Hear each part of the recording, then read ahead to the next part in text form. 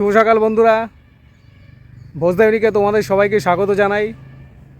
যারা যারা আমার চ্যানেলটা দেখছো তাদেরকে অসংখ্য অসংখ্য ধন্যবাদ আমার পাশে থাকার জন্য। আর যারা প্রথম দেখছো তাদেরকে আমি রিকোয়েস্ট করছি, প্লিজ আমার চ্যানেলটা সাবস্ক্রাইব করে নিও আর নোটিফিকেশান বেলটা অন করে দিও, যাতে নতুন নতুন যখনই ভিডিও আমি আপলোড করব তোমাদের সামনে চলে আসবে। আর চলো আজকে আড্ডা দিতে চলে এলাম একটা ছোট ভ্লগ নিয়ে। দেখো, আমি দেখতেই পারছো এখন আমি চা বাগানের মধ্যে আছি। তো কাজের ফাঁকে যতটুকু সময় পাই আমি যেখানে থাকি তোমাদেরকে দেখানোর চেষ্টা করি, এটা হচ্ছে আমার মেন উদ্দেশ্য। তো আজকে দেখো আমি এখন এসছি হচ্ছে তোমার, এটা হচ্ছে তোমার শঙ্খনী বাগান, ঠিক আছে। আর এই দূরে দেখো দেখতে পারছো, ওই দূরে হচ্ছে মেন রোড রয়েছে, ন্যাশনাল হাইওয়ে, ঠিক আছে। তো আমি এখন এখানেই আছি, কারণ যেহেতু খাবার ছুটি আছে তো সময় পেলাম, তো যাই আজকে তোমাদেরকে দেখানোর জন্য। আরেকটা ব্যাপার হচ্ছে, তোমরা কিছুদিন আগে এই তোমার মোটামুটি 22 তারিখে যখন ভগবান রামচন্দ্রের যখন ওখানে ওই অযোধ্যায় মন্দির উনি পদার্পণ করলেন, সেদিনই কিন্তু আমার 1000 সাবস্ক্রাইবার পূরণ হলো। আর সেটা আমার কাছে বলতে গেলে গোটা ভারতবর্ষ, ইভেন গোটা বিশ্বের কাছে একটা খুবই পূর্ণ দিন, ঠিক আছে। আমাদের রামলালা অযোধ্যা মন্দিরে প্রতিস্থাপন করা হলো ভগবান শ্রীরামচন্দ্রকে। তো ওই দিনই আমার কিন্তু 1000 সাবস্ক্রাইবার পূরণ হলো। আর সেলিব্রেশন আমি কিছু করিনি, কারণ দেখো সেলিব্রেশন করে কিচ্ছু হয় না, ঠিক আছে। সব কিছু মনের ব্যাপার, ঠিক আছে। আমি আমার কর্ম চালিয়ে যাব, ঠিক আছে। তোমাদের আশীর্বাদ আর তোমাদের ভালোবাসা মাথায় থাকলে ঠিকই আমি আমার কর্মে এগোতে পারবো, এটাই আমি মনে করি। তো আজকে বেশি কিছু বলবো না। দেখো আজকে আমি এখন এখানে চা বাগানে দাঁড়িয়ে আছি, দেখো দেখতে পারছো চা বাগানে দাঁড়িয়ে আছি। এই চা বাগান আমি যেখানে থাকি, হ্যাঁ, এটা হলো তোমার শঙ্খনী চা বাগান। এই দেখো দূর পর্যন্ত, যত দূর পর্যন্ত দেখো, যত দূর পর্যন্ত তোমরা দেখবে দেখো চা বাগানেই ভর্তি, ঠিক আছে। এই চা বাগান বলতে গেলে চা পাতা মানে এমন একটা নিত্য প্রয়োজনীয় জিনিস, হ্যাঁ, যেটা পানীয় হিসাবে প্রত্যেকটা ঘরে তোমার কিন্তু এই চা পাতা কিন্তু আমাদের কাজে লাগে, ঠিক আছে।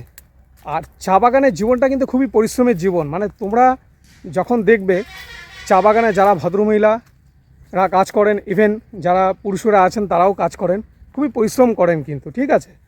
একটা নির্দিষ্ট টাইমে ওনারা আসেন, খাওয়া নিয়ে এখানেই কাজ করেন, তারপরে এখান থেকে বাড়ি যান ছুটির পরে। তো যাই হোক, এই চা গাছ হচ্ছে আমাদের ডুয়ার্সের বলতে বলো একরকম আত্মার সঙ্গে মিলে গেছে, কারণ এই চা বাগান ছাড়া কিন্তু ডুয়ার্স অচল। তো আজকে যেহেতু আমি ডুয়ার্সের ছেলে আর খুবই নিডি ফ্যামিলির ছেলে, ঠিক আছে। তো তোমাদেরও সবার স্বপ্ন থাকে অনেকে যে চা বাগান কীরকম হয়, চা বাগান মানে সাইজ মানে কত বড় হয়, ঠিক আছে। আর চা পাতাও কীরকম টাইপের হয়, ঠিক আছে। তোমরা এসো কোনো সময় ডুয়ার্সে ঘুরতে, চা বাগানে ঘুরবে। আমি তো মনে করি খুবই অ্যাডভেঞ্চারাস চা বাগানে ঘোরা, ঠিক আছে। তো তোমাদেরকে আমি আরেকটা জিনিস দেখাচ্ছি।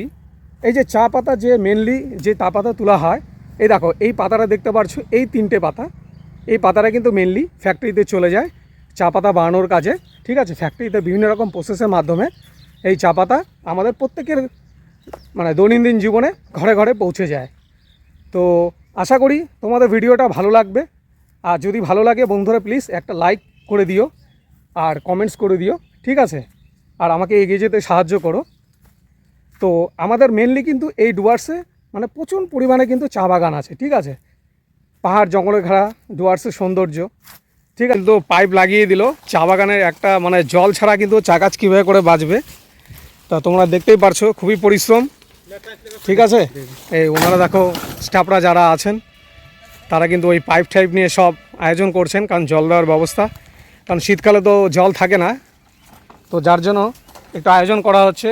জল দিলে পরে গাছের পাতাগুলোও যাতে ভালো হয়, তো ওর জন্য পাইপ নিয়ে যাচ্ছেন।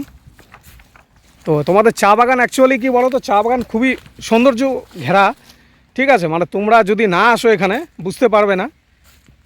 আর বলতে গেলে দেখো চা পাতা কিন্তু আমাদের মানে দৈনন্দিন জীবনের একটা অংশ বলতে গেলে, ঠিক আছে।